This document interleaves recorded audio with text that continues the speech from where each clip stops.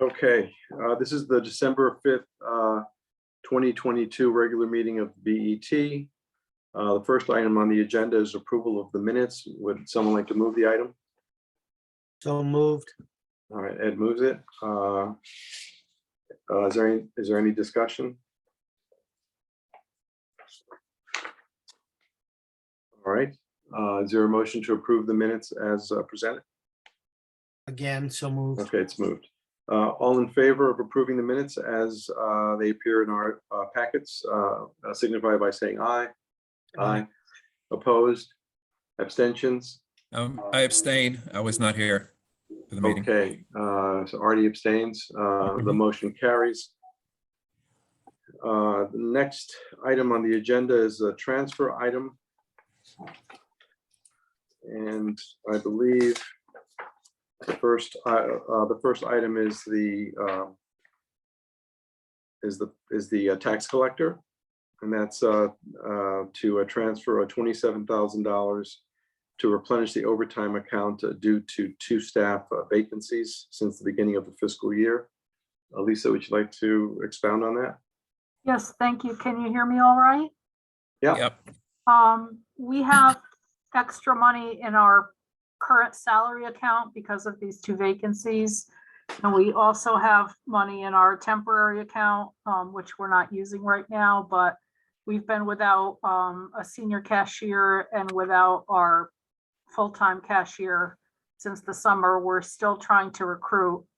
It's just been a very busy time with computer upgrades and so forth. And I've had people working basically overtime to try to keep the office afloat. So that's why we're before you now. I didn't want to wait until the end of the fiscal year to come to you when I know I have the issue now. Okay. Are there any questions?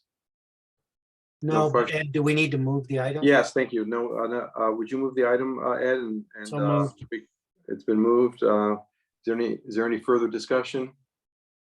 All right, hearing none. All in favor of approving the transfer as presented in our packet, $27,100, signify by saying aye. Aye. Aye. Opposed? Abstentions? The motion carries and the transfer item is approved. Thank you. Thank you, Lisa. I appreciate it. The next item is the transfer of $40,000 from salaries to architectural landscaping for additional legal services and additional consulting services related to the regulations rewrite. Mr. Kleppen. Good evening. Thank you for getting me on at short notice on your agenda. I appreciate it. So we've been working with a consultant over the last 18 months on a comprehensive rewrite of the zoning regulations. It's a pretty large and hefty process. We've had a couple challenges along the way. One of those, the firm is from outside the area. So we, in hindsight, I wish we had captured that from the beginning and probably added an additional line item and some more funds to allocate for the secondary legal review. But before we released the draft to the public, we decided it probably would be a good idea to have a second set of eyes go through it. There's been a lot of changes in Connecticut statute over the last year or so that really impact some of the work we're doing. So we want to get that done now. We have residual funds in our full-time salaries account because we had several people leave last year and it took a little while to backfill those positions. So there was just extra funds there. And I do have 1 vacant position, and I would put this as a higher priority item right now than bringing that additional staff person on, because there's also complications with training 4 people at once, which would have been kind of a logistical hurdle. So we felt we really wanted to get this task done as opposed to going seeking funds through a different route. So that's kind of why I'm here tonight. Okay, so you're fairly confident this is all you're going to need for those purposes? I truly hope so. I hope I don't have to come back. That is the plan. Okay, Steve, because just yeah. one minor thing I'm trying to just track if I can. Page 6 says it's a $50,000 transfer. Your backup says $40,000. Yeah, I heard it when that was read. Yeah, the actual request was 50. Initially, we were thinking 40, but that's why we bumped it up to 50 just in case. So that would be the request. Yeah, so the table in the agenda is correct at 50. The narrative on page 8 of the PDF agenda is incorrect. Is that right, Steve? Right, yeah, I got adjusted a little later, so I apologize you didn't get the No. most up-to-date version. That's fine. Just wanted to track. Thank you, Tom. So Steve, in light of that, I'm struck by by a line in the fourth paragraph of your memorandum that says, "I do not believe that the entire sum will be spent for either service, but want to allow additional funds for contingency purposes." And that was when the amount was 40,000. How do you square that? So yeah, so the logic behind that doesn't change from 40 to 50,000. To your initial point, Mr. Camacho, my goal would hopefully not to have to come back and request additional funds. So that's why I figure an extra 10,000, I might as well ask for it now. I have the funds in that account. We think that will give us more than enough and give us a little cushion as well. Okay. And if it's unspent, obviously, then it falls into the fund balance in any event, right? Correct. Is there any other question? All right. All in favor? We need to move the item again. Yes, Ed? thank you. I keep forgetting to move the item. Thank you, Ed, for reminding me and for moving the item. My one purpose in this Board of Estimate and Tax. Is there any additional discussion? All in favor of approving the a transfer of $50,000 from salaries to the architectural/landscaping account, signify by saying aye. Aye. Opposed? Abstentions? All right, the motion carries and the transfer is approved. Thank you, Mr. Clevin. Thank you very much. Have a good night. Thank you, too.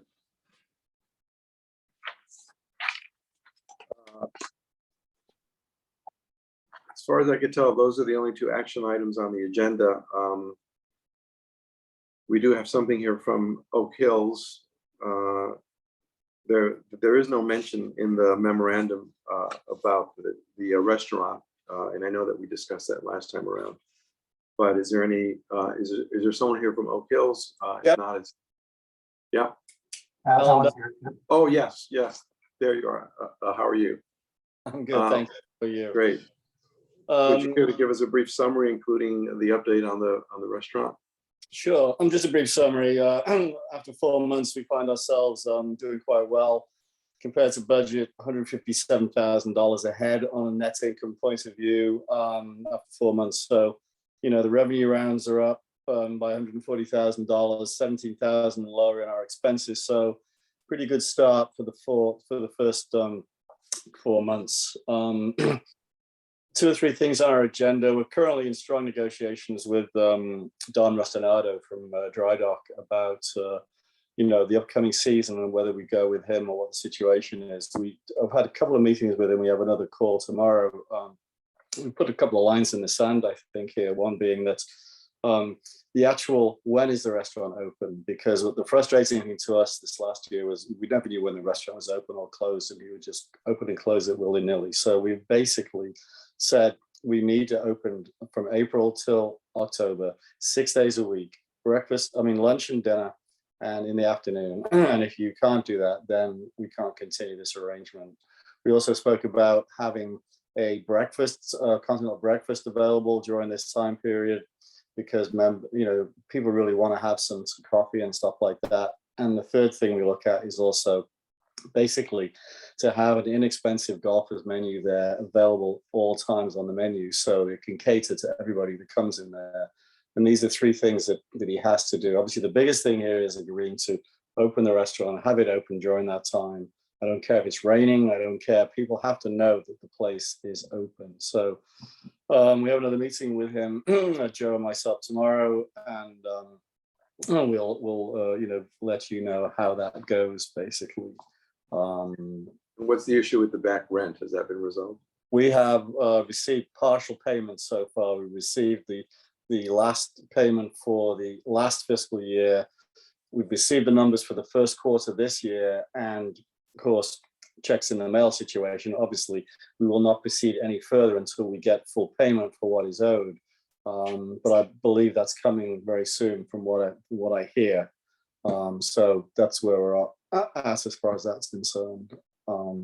Just a couple of other quick things. We're now looking to hire a general manager for the position. We did have, as you know, Don was doing that, which was like, the chicken watching the hen, or the fox watching the hen house, in my opinion. So we are going out, and we'll be starting a search for a GM to run I believe it's going to be in the region of a little more than we were paying Don to get the right candidate. Still a part-time position without benefits, but I think this will really help us having someone there, and would be within our budget as well.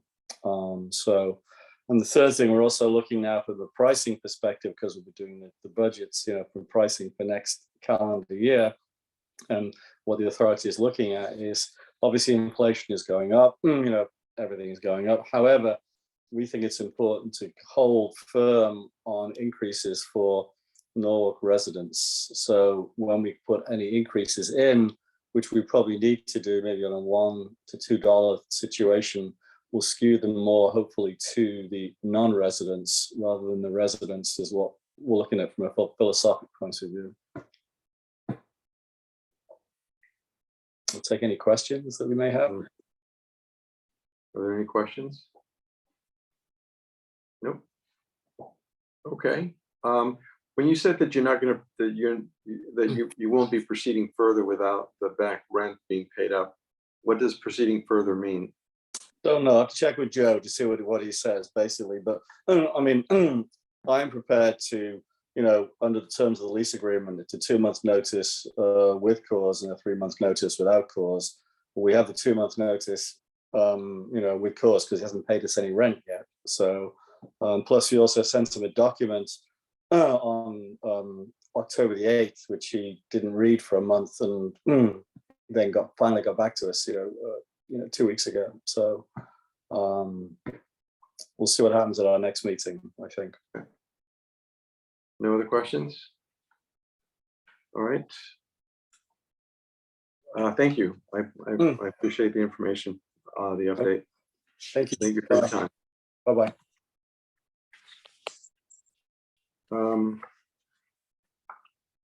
Is there anything from either Henry or Tom regarding the state of affairs, or anything to add to this meeting? Are we doing an update from Lisa or not? Is Lisa on? Yes. Yes. Hi, Lisa. I am still here. How are you? We got your memo. Yes. You want to just give us an update? Sure. We're right where we need to be in terms of collections. We're at 55.24% through the end of November. We're just bringing to your attention the fact that that current levy has been significantly reduced due to court stipulated judgments for taxpayers who have appealed their assessments. And you'll note that that levy, the corrected levy, the change in the levy is significantly down. So we're just bringing that to your attention just so that you're aware of it. We are normally already in our second installment billing period. However, I think you know that we had a software upgrade last month. Actually, it was in October. In our current tax assessment and collection software. That upgrade was not without its issues. It caused us to basically have trouble even closing our month out for October, and then again for November. On account of that, and on account of some issues with the data that our assessor gets from the Department of Motor Vehicles, we have not yet sent our files to the printers.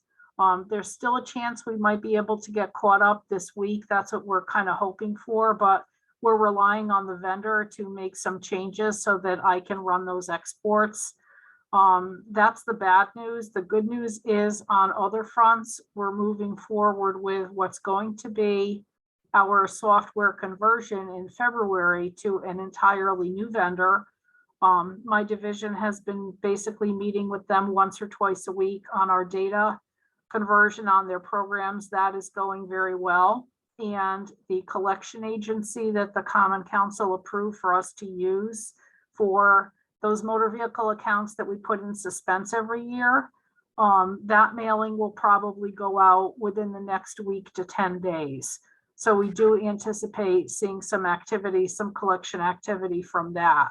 But the upgrade has been very, very challenging. But our IT department and our division and the assessors division and also the CFO have been having basically weekly meetings with the software provider trying to iron these things out. But we did want to bring it to your attention. Thanks, Lisa. Let me give a little context if I could regarding the ratios when Lisa quotes them. Lisa and Al calculate the dollars, but the amount to be collected keeps moving based on the adjustments during the year, based on negotiations or settlements or court judgments. When Tom and his deputy Agnes looks at it from a budget point of view, there's one number that's in our budget. And we just look at how much have we collected compared to budget. So I don't know, it took me about 2 years to figure out that discrepancy, but we understand it, we check it. So Lisa checks her numbers regularly. Tom and Agnes check from a budget point of view as they do with all the other items on a budget versus actual basis. Let me talk about the software upgrade. Munis is the software we use for our ERP system. Someone once described ERP systems as the central nervous system for an organization. So that's what's used for accounting and purchasing and tax and every area of the city. It's the life, blood, and guts. We've been with Munis for at least 15 years. As you can imagine, changing an ERP system is a very heavy lift, which most people try to avoid. We were on a certain version of Munis, which was not going to be supported after December 31st. So led by Joyce Liu, the head of IT, starting, I think it was last February, we've been in discussions and we handled the migration to this more current version, and it went live in the beginning of October. So it affected many departments, but it affected the tax collector and assessor most. The reason being, we are the last town or city or village in Connecticut that uses Munis's tax package module. There's another package out there called QDS, which had been recommended to us for a number of years. And we had planned to move off of Munis tax to QDS by September of this year. Because of delays, none of which were our fault, but because of vendors, we could not make that implementation happen in September. So the tax collector and assessor have to use the upgrade of Munis for 6 months. The problem is Munis knows we're the only ones in Connecticut that use their module, and they know that we're migrating off of it in 6 months. So when they have limited resources for customer support, the tax module for us is almost the last in the priority pecking order. So our goal, so we're now 2 months into this migration. I have contacted senior executives of Munis and the corporate parent Tyler Technology. We have lists to manage the open items. Lisa and Al and Bill Ford and Paul, his deputy, have been doing yeoman work, sometimes just trying to come up with ideas on how to make the software work. And I hate to say that it's random, but sometimes we come up with solutions that gets it done. And we're not looking for root causes or pure, pure perfection. We're just trying to get the job done. And and Munis swears to us, this is a very high priority. They're working with us.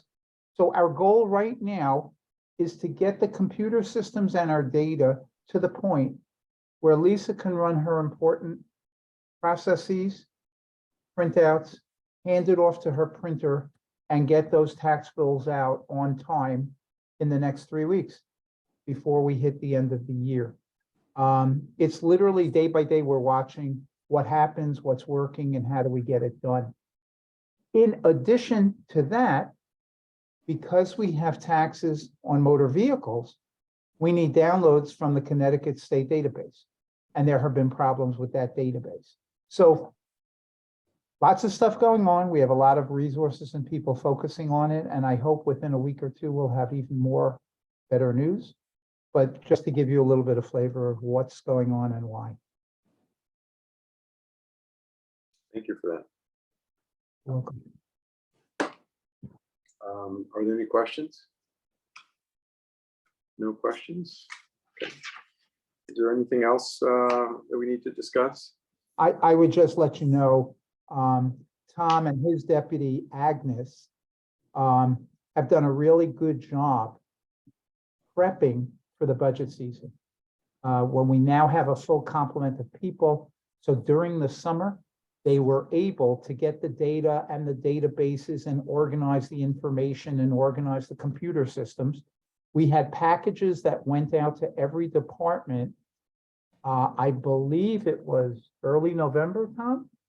I would say late October for the operating and early to mid-November for capital. A week later with capital. Yeah. So packages went out. Our definition of pro forma, at least on the operating side, is we reconciled the head count at the end of last year's budget season. So we know the numbers, we know who's on payroll, and we know the vacancies. Unless a new position was created or a position was eliminated, we take all of those people who are on payroll or who have vacancies, and we inflate them for the 2.35% salary increase for this year, for this coming year, which is contractual.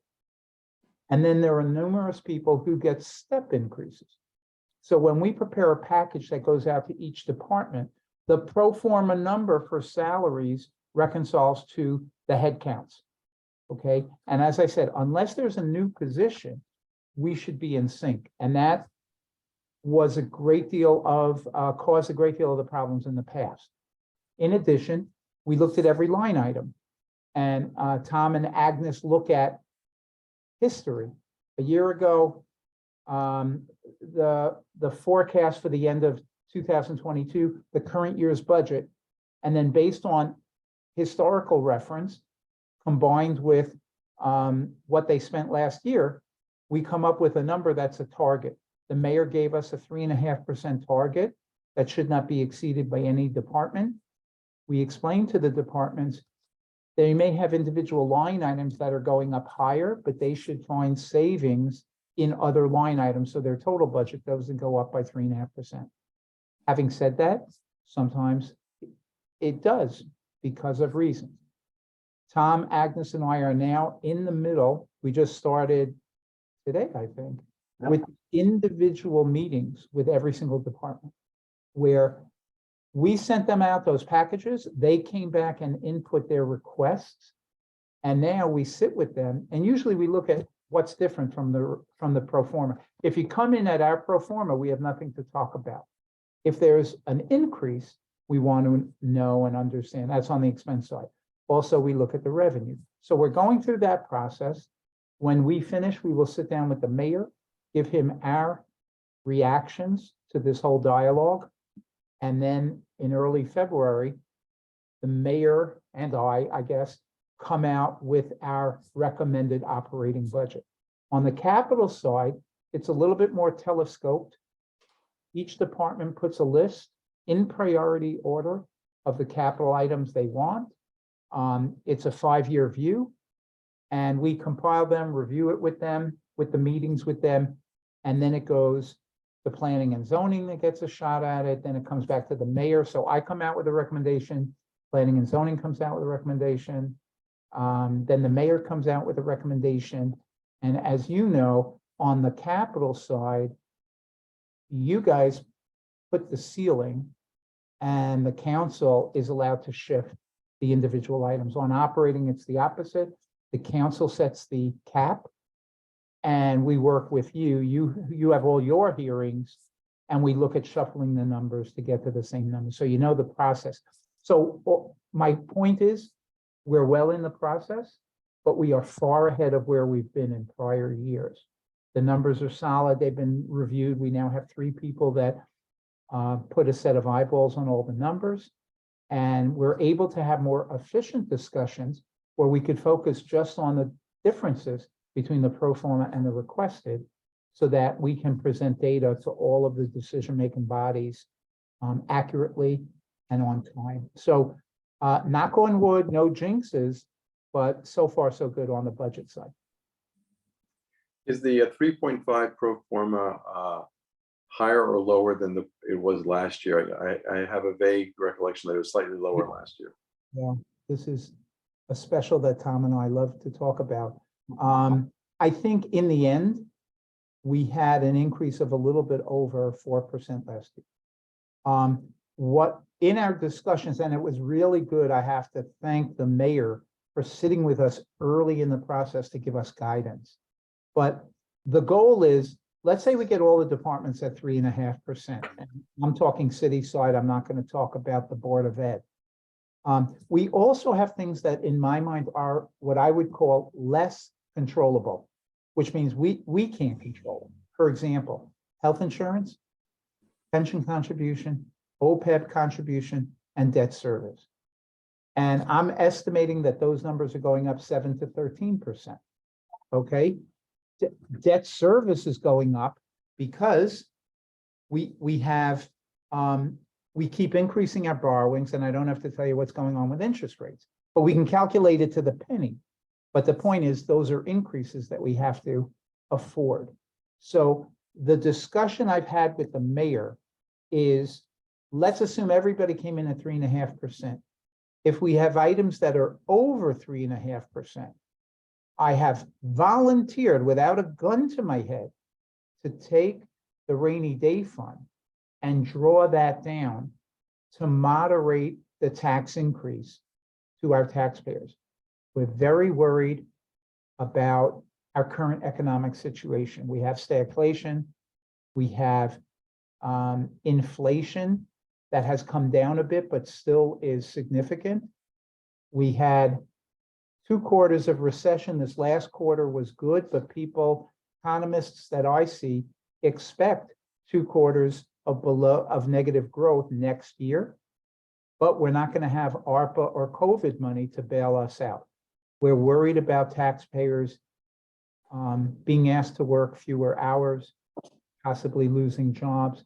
We know there are companies that have announced layoffs, such as Stanley Black & Decker, Semaphore, the genomics companies, People's Bank with the merger with M&T. So even when we zoom in on Connecticut, we don't know how it's going to shake out for us in Norwalk. We hope our residents are insulated. So we hope for the best, but we plan for the worst. So our plan is, if we keep our spending at a reasonable number, we have some non-controllable that we can't handle, and then we can play with our drawdown from rainy day funds so that the ultimate tax impact to our taxpayers is moderated a little bit. So that's our plan starting out. We've communicated that to all the department heads and chiefs, as well as we've had several meetings with the Board of Ed. Everyone said, why don't you people talk to each other along the way? We've had 3 or 4 meetings already where they talk about how they're viewing this year's budget. I talked about these outlines and guidelines as mentioned and as sort of indicated from the mayor. So at least we are having the communications. So hopefully this might be a little bit of a smoother process this year. Thank you for that. That was very helpful. You're welcome. Okay, is there anything else? I just, do we have a motion? We don't have a motion to adjourn yet, but I want to extend wishes. I hope everyone had a great Thanksgiving and have happy holidays. Likewise. Thank you, Thank Henry. you. Yeah, same to all of you as well. Thank you for that. So All right. motion on that note, motion to adjourn. Yeah, All in favor? for next month, don't forget, What's that? for next month, don't forget the meeting will be on the second Monday, January 9th. We're off Right. on the, we're Right, off on the first Monday, we're off. January 2nd, so. Okay, thank you for that. Thank you. All right, I believe the motion carried unanimously, so have a good night and a good holiday season. You too all. Thanks, everyone. Likewise. See you in a month.